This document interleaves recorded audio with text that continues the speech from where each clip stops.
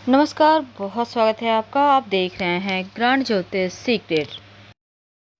कन्या राशि जो सभी राशियों में सबसे ज़्यादा बुद्धिमान और सबसे ज़्यादा खूबसूरत है। इनका स्वभाव इतना अच्छा कि सबका दिल मोह लेते हैं। तो कन्या वालों के बारे में जितना कहा जाए वो कम है, लेकिन आज हम सिर्फ आपको मोटिवेट करने वाले हैं। कहीं कोई ज्योतिष की बात नहीं करेंगे, सिर्फ आपको हम आगे बढ़ने के रास्ते बताएंगे।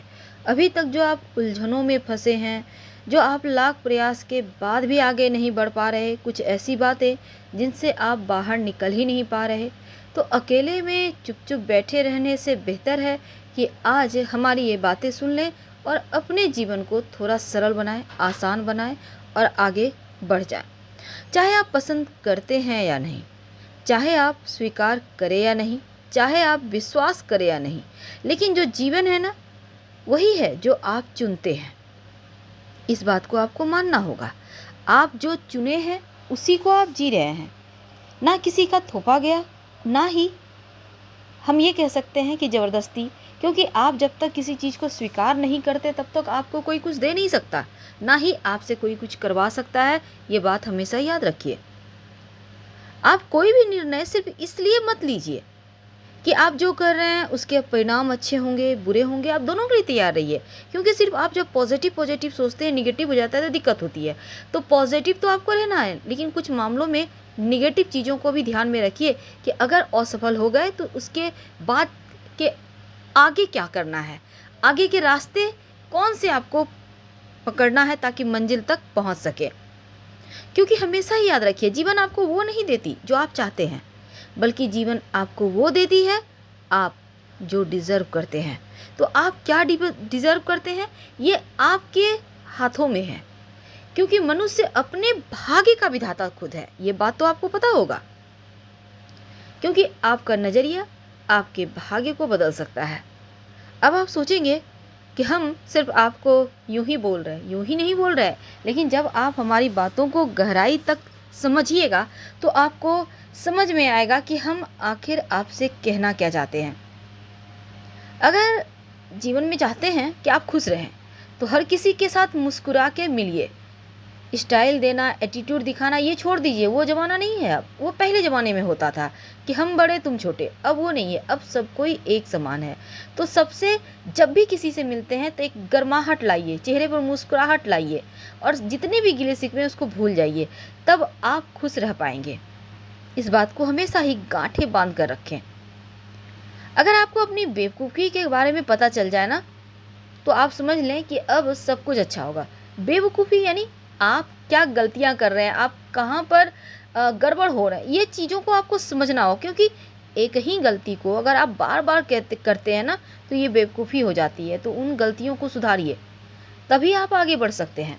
क्योंकि आज हम आपके साथ जुड़े हैं सिर्फ ये बताने कि आप जो निराश हुए बैठे हैं, जो आपको लगता है कि आप आगे नहीं बढ़ पा रहे, बहुत सारी चीज़ें अस्त व्यस्त हुई पड़ी है जीवन में, बहुत सारी ऐसे राह आ चुके हैं जहाँ से निकलना आपको लगता है इम्पॉसिबल है।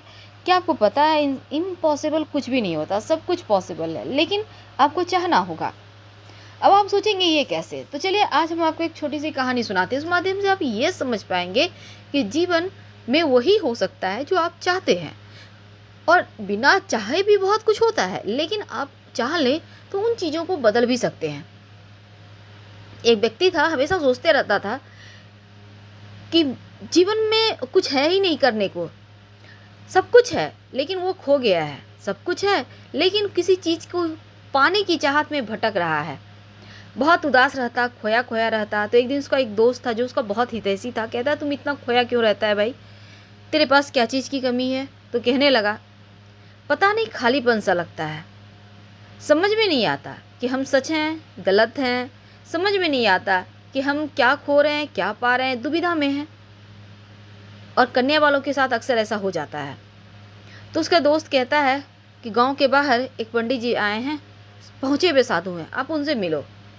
वो जाता है तो साधु कहते हैं कल आना।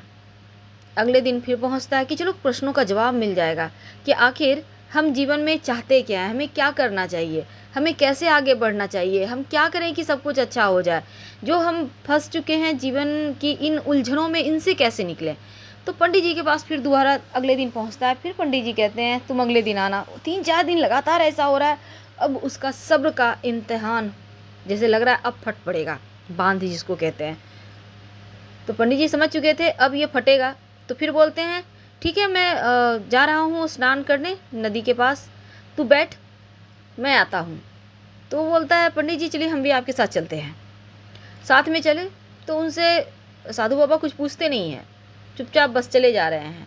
बड़ा अचरज होता है कि हम इतने दिन से भटक रहे हैं, इनके पास आ रहे हैं जा रहे हैं, पर ना हमसे हालचाल पूछते हैं, ना हमारे सवालों को जानना चाहते हैं, सिर्फ बोलते हैं चलो आ रहे हैं, कल आना, परसों आना, शाम में आना। फिर भी वो चलते चला जाता है। जब नदी के पास जाता है तो पंडित जी कपड़े उतार कर नदी में उतरते हैं। जब वो नदी में उतर गए तो उसको बोलते हैं आजा तू भी नहा ले। बोलता मैं नहा के आऊँ बाबा। बोले आजा, ठंडा ठंडा पानी है, मज़ा आएगा, तेरे मस्तिष्क को ठंडा लगेगा तो सारी टेंशन मिट जाएगी, जो तुम्हारे प्रश्न हैं उसके उत्तर भी मिट जाएंगे। बोलता है क्या मिट जाएंगे, बार बार तो जी लगता है जैसे हम पीछे ही आ रहे हैं, आगे तो बढ़ नहीं पा रहे हैं। देखिए हम सरल शब्दों में आपके साथ जुड़ते हैं ना, ये बात हमेशा याद रखिएगा। सिर्फ सरल शब्दों में अपनापन जैसे बना रहे हैं। हम अगर तड़क भड़क स्टाइल में आ जाएंगे तो फिर आपको दिक्कत होगी, हमें भी दिक्कत होगी, ना हम आपको समझ पाएंगे ना आप हमें समझ पाएंगे। तो चलिए आगे बढ़ते हैं। तो कहता है कि बहुत सारे टेंशन है पर कोई रास्ते नहीं है, बहुत सारी उलझने हैं पर चाहते कुछ और है, हो कुछ और जाता है। कभी कभी तो ये भी पता नहीं चलता कि हम चाहते क्या हैं। बोले कोई बात नहीं आजा। पानी में उतरता है, कमर तक पानी। अब नहीं जाऊँगा बाबा, मुझे तैरना नहीं आता। कोई बात नहीं, मैं हूँ ना, भरोसा करके आया ना तू। हाँ थोड़ा और। अब छाती तक पानी आ गया। फिर पंडित जी कहते हैं थोड़ा और आजा। अब गर्दन तक पानी आ गया। अब इतना भरोसा क्यों, भरोसा आखिर क्यों, आप किसी पर भरोसा क्यों करते हैं? क्योंकि आपको लगता है यहाँ पर आपके सवाल के जवाब मिलेंगे, आपके जीवन की मुश्किलें परेशानियों का हल मिल जाएगा, आपका जो जख्म है उसके दवा मिल जाएंगे, तभी तो भरोसा होता है ना।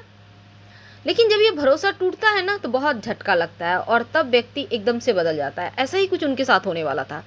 अब पंडित जी उनको बोलते हैं चलो डुबकी लगा। बोलता है नहीं नहीं मुझे तैरना नहीं आता, मुझे डर लगेगा, इतना पानी में तो मैं बहे जा रहा हूँ, समझ में नहीं आ रहा है कैसे क्या करें। बोले कोई बात नहीं, मैं हूँ ना, मुझे पकड़ ले। अब वो उसको पकड़ के पंडित जी माथे पर हाथ रखते हैं, उसको डुबो देते हैं पानी में। अब वो डुबोते हैं तो पंडित जी हाथ हटाने को तैयार नहीं। अब वो छटपटा रहा है कि पंडित जी मजाक कर रहे हैं, छोड़ नहीं रहे हैं हमें, हम क्या करें। अब मजाक मजाक सोचते सोचते जब उसे लगा कि अब सांस नहीं लिया जा रहा, अब बोल तो पा नहीं रहा क्योंकि वो पानी के अंदर है, तब एक झटके में जोर से झटका देता है पंडित जी को और पानी से बाहर निकलकर दौड़ता हुआ, लगभग भागता हुआ नदी के किनारे भागता है। तो फिर कहता है पंडित जी हम तो सोचे थे आप बहुत पहुँचे हुए हैं, आप तो हमें डुबो रहे हैं। तो पंडित जी कहते हैं निकले फिर कैसे, अगर मैं डुबो रहा था तो तू निकला कैसे? मैं अपने आप से निकला, मैंने पूरा बल लगाया। बोला कैसे बल लगाया?